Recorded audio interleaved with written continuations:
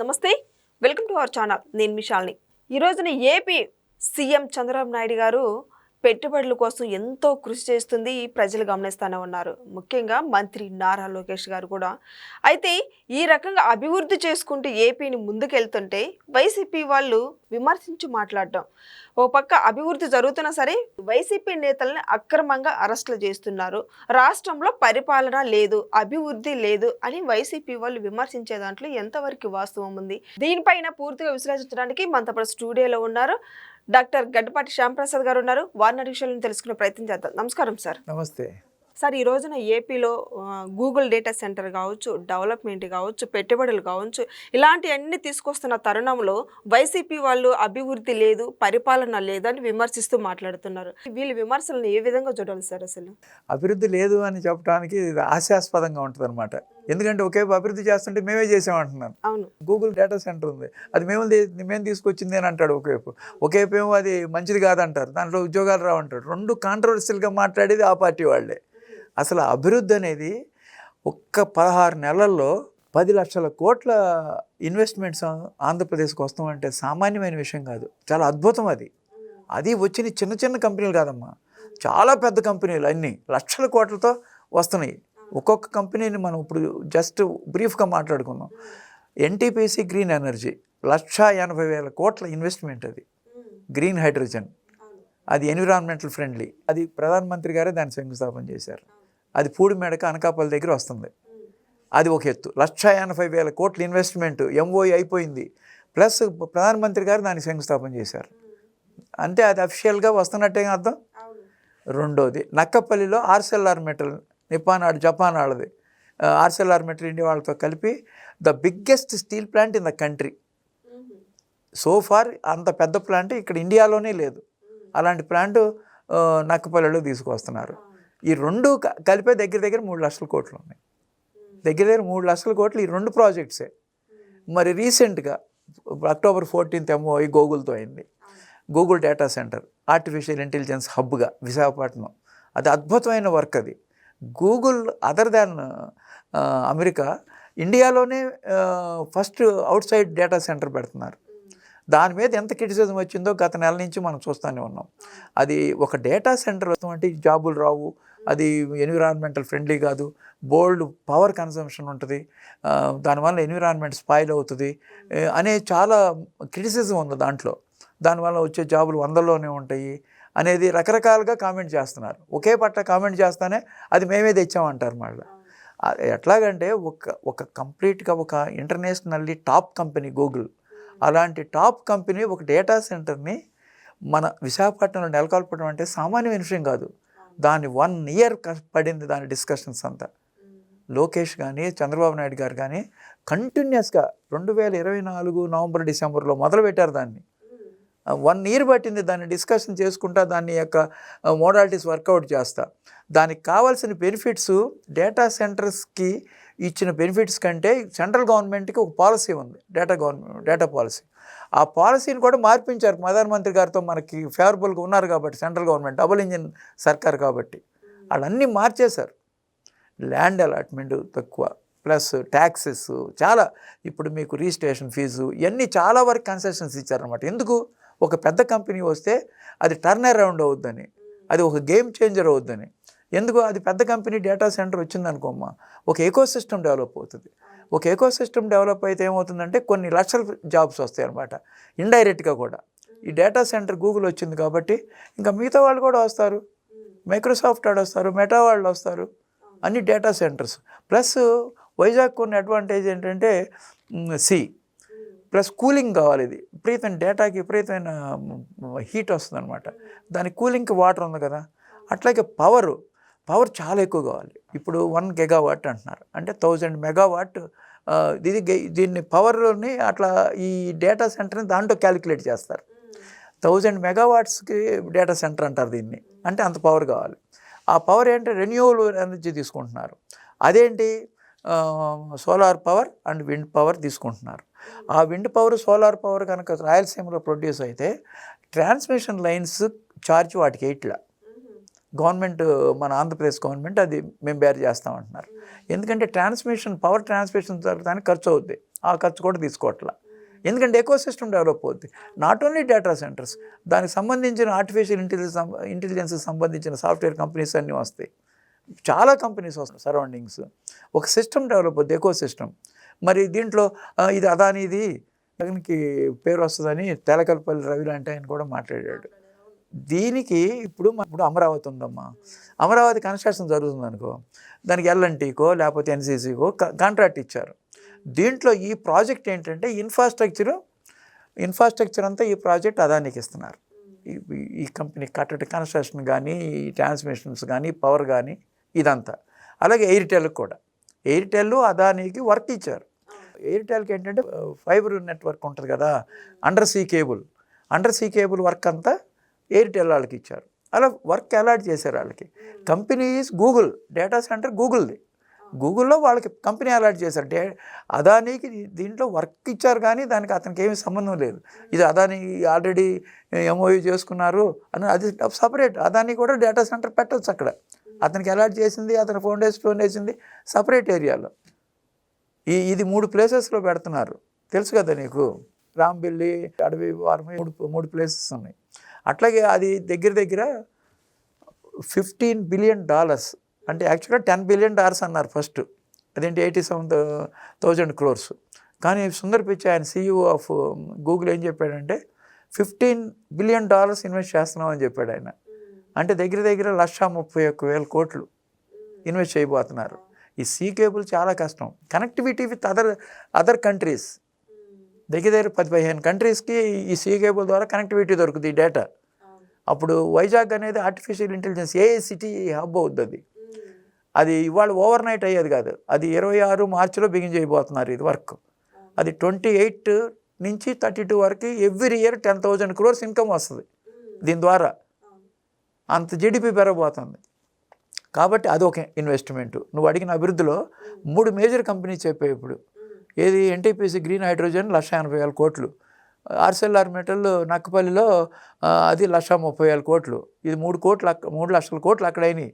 ఇది 1,30,000, 4,30,000 కోట్లు అయిపోయినాయి అక్కడికి. That is all north coastal డిస్ట్రిక్ట్సే. అంతా విశాఖపట్నం, అనకాపల్లి ఏరియాలో జరుగుతుంది. మరి విజయనగరంలో మరి భోగాపురం ఎయిర్పోర్టు నెక్స్ట్ ఇయర్ కల్లా కంప్లీట్ అవ్వబోతుంది. అది ఇంకా చాలా ఫాస్ట్గా అవుతుంది. అది అభివృద్ధి అంటే. మరి నీకు రైల్వే జోన్ 5 సంవత్సరాలు ల్యాండ్ ఇవ్వకుండా లాస్ట్ గవర్నమెంట్ ఆపింది. గవర్నమెంట్ రాగానే రైల్వే జోన్కి ల్యాండ్ ఇచ్చారు. The work is in progress. మరి స్టీల్ ఫ్యాక్టరీ మీద ఎంత బ్లేమ్ చేస్తున్నారు, ప్రైవేటైజ్ చేస్తున్నారని. ఇప్పుడు 11,000 కోట్లు సెంట్రల్ గవర్నమెంట్ దానికి ఇన్వెస్ట్ చేసింది. మనకు స్టేట్ గవర్నమెంట్ 2,000 నుంచి 3,000 కోట్లు ఇస్తుంది. 14,000 కోట్లు చేసి దాన్ని ఒక లైన్లో పెట్టుకొస్తున్నారు. దాన్ని అన్నెసరిగా పొలిటికల్గా తీసుకెళ్ళి అక్కడ కొంతమంది వర్కర్స్ పనిచేయరు. వాళ్ళు లక్షలు ఒక్కొక్కరికి 3 లక్షలు 4 లక్షలు శాలరీస్ ఉన్నాయి. వాళ్ళు పని చేయకుండా కూర్చుంటాం వలన అవుట్సోర్సింగ్ ఎంప్లాయీస్ని తీసుకోవాల్సి వస్తుంది. అవుట్సోర్సింగ్ తీసుకొచ్చేటప్పటికి వీళ్ళు ప్రైవేటైజ్ చేశారు అంటున్నారు. కూటమి ప్రభుత్వం డబుల్ ఇంజిన్ సర్కార్ అవటం వల్ల వైజాగ్ స్టీల్ ప్రైవేటీకరణ ఆపగలిగారు. అది major achievement. Plus railway central zone, ఇవన్నీ విశాఖపట్నం మహానగరంగా రావడానికి అవకాశం ఉందన్నమాట. మేమందరం ఫస్ట్ చెప్పాము ఎగ్జిక్యూటివ్ క్యాపిటల్ ఇక్కడ పెట్టమని చెప్పాము అంటారు. ఎగ్జిక్యూటివ్ క్యాపిటల్కి డెవలప్మెంట్కి సంబంధం లేదు. Capital is not related to development అనేది డీసెంట్రలైజ్ చేయమన్నాయి. కూటమి ప్రభుత్వం ఎప్పటి నుంచి అడుగుతుంది, స్టేట్ మొత్తం డెవలప్ చేయాలి. Administration is from one place. అంటే ఇది రాజధానిలో అమరావతి సెంట్రల్ లొకేటెడ్ కాబట్టి అమరావతిలో రాజధాని పెట్టాలన్నారు. అట్లా ఇప్పుడు డెవలప్మెంట్ గురించి చెప్పుకుంటున్నాం కదా. ఇప్పుడు ఏమైంది, గూగుల్ డేటా సెంటర్ చెప్పాం, అలాగే NTPC గ్రీన్ హైడ్రోజన్ చెప్పాం, ఆర్సెల్ఆర్ మెటల్ చెప్పాం, అలాగే సాఫ్ట్వేర్ TCS లాంటి దిగ్గజాన్ని తీసుకొచ్చారు. 99 రూపాయలకి 20 ఎకరాలు ఇచ్చారు. ఎందుకు ఇచ్చారు? ఎకోసిస్టమ్ డెవలప్ అవ్వాలి. ఒక పెద్ద కంపెనీ వస్తుందంటే వైజాగ్, అది రాగానే యాక్సెంచర్ కానీ కోగ్నిజెంట్ కానీ ఆ 2 కూడా వచ్చేసినాయి. 3 world class companies, IT companies Vizag వస్తామంటే సామాన్యమైన విషయం కాదు. అక్కడ ఎయిర్పోర్ట్ కూడా శాంతం లేదు. వాళ్ళ ఇంటర్నేషనల్ కంపెనీస్ కావాలంటే ఎయిర్పోర్ట్ కావాలి. భోగాపురం ఎయిర్పోర్ట్ చాలా ఫాస్ట్గా చేస్తున్నారు వర్క్. నేను అనుకోవడం వితిన్ 7-8 months ఇనాగ్రేట్ అవుతుంది. రామ్మోహన్ నాయుడు గారు చాలా అద్భుతంగా దాన్ని చేస్తున్నారు. ఈ సాఫ్ట్వేర్ డెవలప్మెంట్ కానీ, టెక్నాలజీ డెవలప్మెంట్ కానీ, ఎనీథింగ్ ఎయిర్పోర్ట్ ఈజ్ ఎసెన్షియల్. ఆ విధంగా విజయనగరం నుంచి అనకాపల్లి వరకు సిటీ ఎక్స్పాండ్ అవ్వడానికి అవకాశం ఉందన్నమాట. ఇదంతా ఓవర్ నైట్ ఇవాళ రేపు అయ్యేవి కాదమ్మా. ఏ పని చేయాలన్నా మొదలు పెట్టాలి కదా. నువ్వు 1,00,000 కిలోమీటర్లు వెళ్ళాలన్నా ఫస్ట్ కిలోమీటర్తో అడిగేయాలి కదా. ఇవన్నీ అలా నార్త్ కోస్టల్ డిస్ట్రిక్ట్స్లో ఇప్పుడు ఎన్ని చెప్పుకున్నాము. ఐటీ 3 పెద్ద దిగ్గజాలు వస్తున్నాయి. Data centre, Google centre, NTPC green hydrogen, ఒకేపు ఆర్సెల్ఆర్ మెటలు, ఇన్ని చెప్పా. ఒకేపు స్టీల్ ప్లాంట్ ప్రైవేటీకరణ ఆపారు. ఒకేపు రైల్వే జోన్ వస్తుంది. ఎన్ని చెప్పాం, ఎన్ని చెప్పుకున్నాం. ఇలా కాకుండా రిలయన్స్ లాంటి పెద్దవాళ్ళు 500 యూనిట్స్ పెడుతున్నారు కంప్రెస్డ్ బయోగ్యాస్. అది పోయిన సంవత్సరం ఎంఓయూ అయిపోయింది. ఆల్రెడీ ప్రకాశం జిల్లా కనిగిరిలో ప్లాంట్ కంప్లీట్ అయిపోతుంది. ఒకటి 500 యూనిట్స్ పెట్టబోతున్నారు. యూనిట్ అయిపోవచ్చింది. ఒక్కొక్క unit cost 130 crores. 130 65,000 crores investment Reliance పెడుతుంది. Reliance, NTPC, Arcelor Mittal, Google, TCS, Accenture, Cognizant, ఇన్ని చెప్పాం కదా. గవర్నమెంట్ ఏమో రైల్వే జోను, ప్రైవేటీకరణ విశాఖ ఆగిపోయింది. ఇప్పుడు చెప్పింది రిలయన్స్ 65,000 కోట్లు. అట్లాగే టాటా పవర్ 49,000 కోట్లతో రెన్యూవబుల్ ఎనర్జీ పెడుతున్నారు వాళ్ళు. మరి టాటా, రిలయన్స్ ఎంతెంత పెద్ద పెద్ద కంపెనీలు వస్తున్నాయి. అది కాక బీపీసీఎల్ దగ్గర 1,00,000 కోట్లు బీపీసీఎల్ పెడుతున్నారు రామాయపట్నం దగ్గర. ఇప్పుడు ఇవన్నీ కలిపితే దగ్గర 5 లక్షల కోట్లు 6 లక్షల కోట్లు అయినాయి. ఇది కాక నీకు కొప్పర్తి, ఓర్వకల్లు నోట్స్ మన ప్రధానమంత్రి గారు వచ్చి ఓపెన్ చేసి వెళ్ళారు. 2 నోట్స్కి 4,500 కోట్లు ఇన్వెస్ట్మెంట్ చేస్తున్నారు. ఆ 2 నోట్స్ సెమీ కండక్టర్ ఇండియాలో 4 చోట్ల సెలెక్ట్ చేస్తే కర్నూలు ఒకటి సెలెక్ట్ చేశారు. సెమీ కండక్టర్ అనేది లేటెస్ట్గా అది మనకి చాలా ఇంపార్టెంట్ కంపెనీ అనమాట. మరి ఎంత ఇప్పుడు రాయలసీమలో, రాయలసీమలో రెన్యూవబుల్ ఎనర్జీ మొత్తం రాయలసీమలో అవుతుంది. ఆటోమొబైల్ హబ్ అది. ఆల్రెడీ అనంతపూర్లో కియా మోటార్స్ పెట్టారు, అది తెలుసు కదా లాస్ట్ టైం చంద్రబాబు నాయుడు గారు వచ్చినప్పుడు. అలాగే ఇప్పుడు శ్రీ సిటీలో డైకిన్ అని, మామూలుగా ఈ ఎల్జీ, ఇవన్నీ కంపెనీస్ అన్నీ, ఏసీ, ఇవన్నీ అక్కడ వస్తున్నాయి. ఒక కంపెనీ కాదు, రాయలసీమ అంతా రెన్యూవబుల్ ఎనర్జీ, ఏది సోలార్ ఎనర్జీ, విండ్ ఎనర్జీ, ఇవన్నీ రాయలసీమ నుంచి వస్తున్నాయి. ఇదంతా ఒక ఎత్తు. ఇప్పుడు ఎన్ని ఇన్వెస్ట్మెంట్ చెప్పుకున్నాం మనం అంటే, ఇండస్ట్రీ లేని ప్లేస్ వల్ల కృష్ణా గుంటూరు జిల్లాలే. కాకపోతే కృష్ణా జిల్లాలో ఒక ఎస్సీఎల్ టెక్ ఒకటి పెట్టారు 2019 మధ్యలో, అప్పుడు తెలుగుదేశం గవర్నమెంట్. అది ఎక్స్పాన్షన్కి వెళ్తుంది, 20,000 మంది జాబ్ వస్తున్నాయి. అట్లాగే మరి Ashok Leyland body building unit పెట్టారు, అది చాలా తక్కువ. లేకపోతే బందర్ పోర్టు, లేకపోతే అమరావతి అంటే రాజధాని, ఇవి ఉన్నాయి. కానీ పెద్ద పెద్ద ఇండస్ట్రీస్ అన్నీ కృష్ణా గుంటూరు జిల్లాలు, గోదావరి జిల్లాలో లేవన్నమాట. వీటిలో ఏం చేశారంటే, గోదావరి జిల్లాలో ఆక్వాకల్చర్ దానికి చెప్పారనమాట. ప్రతి జిల్లాకి అట్లా మెయింటైన్ చేసుకుంటూ వస్తున్నారు. అన్నిటికీ స్ప్రెడ్ అవుతూ వస్తుంది అనమాట. ఎలక్ట్రానిక్ హబ్గా చిత్తూరు జిల్లా చేస్తున్నారు. చిత్తూరు జిల్లా అంటే కంబైన్డ్ చిత్తూరు జిల్లా. అలా డెవలప్మెంట్ అంతా చేసుకొస్తున్నారు కదా. మరి అంతా ఓవర్ నైట్ ఒక్క రోజులో అయ్యేదా? అవి కాదు. ఒక్క టెక్నాలజీలోనే తొందరగా చేయగలరు. ఏది ఐటీ, అది తొందరగా అనుకున్న తర్వాత అద్దె బిల్డింగ్లో అయినా చేసేసి 10,000 మందికి జాబ్ ఇచ్చేయచ్చు. మిగతా అన్నీ మ్యానుఫ్యాక్చరింగ్ ఇండస్ట్రీ పెట్టాలంటే చాలా కష్టం అనమాట. అందుకని దీన్ని టైం తీసుకుంటుంది. 4 to 5 years టైం పడుతుంది ఎవ్రీథింగ్. గూగుల్ డేటా సెంటర్ 2 ఏళ్లలో 28కి బిగిన్ అవుతుంది అంటున్నారు. ఈ మిగతా నేను చెప్పినవన్నీ 3-4 years మినిమం పడతాయి అన్నమాట. చిన్న ఈ ఓర్వకల్లు నోడు, కొప్పర్తి నోడు, ఇవి కూడా తొందరగా సెమీ కండక్టర్ ఇష్యూస్, ఎలక్ట్రానిక్స్ ఇవన్నీ తొందరగానే అయిపోతాయి. ఈ ఏసీలు, ఫ్రిడ్జ్ల కంపెనీలు, ఇవన్నీ అప్లయన్సెస్ కూడా అయిపోతాయి అన్నమాట. సైడ్ బై సైడ్ ఒకేపు అమరావతి కన్స్ట్రక్షన్ జరుగుతూనే ఉంది, ఒకేపు పోలవరం రన్ అవుతూనే ఉంది. ఇదంతా అభివృద్ధే కదా. మళ్ళీ రోడ్లు అన్నీ పాడైపోయిన వాటినన్నింటికి గుంటలు పూడుస్తూ వెళ్తున్నారు. దానికి ఇంకా 2-3 years పడుతుంది మొత్తం రోడ్లు వేయాలంటే, కంప్లీట్గా గుడ్ రోడ్స్ వేయాలంటే. పల్లెటూరులో ఇంకా ఎక్కడెక్కడ మీరిపోయినాయో అక్కడంతా సిమెంట్ రోడ్లు వేస్తున్నారు. అట్లా కాకుండా ఇప్పుడు హౌసింగ్ కూడా మొత్తం రేపు ఉగాదికో ఎప్పటికో మొత్తం హౌస్లు అన్నీ ఇద్దాం అనుకుంటున్నారు. లాస్ట్ 5 yearsలో ఆపేశారు, కన్స్ట్రక్షన్ కంప్లీట్ అవ్వకుండా, హ్యాండ్ ఓవర్ చేయకుండా.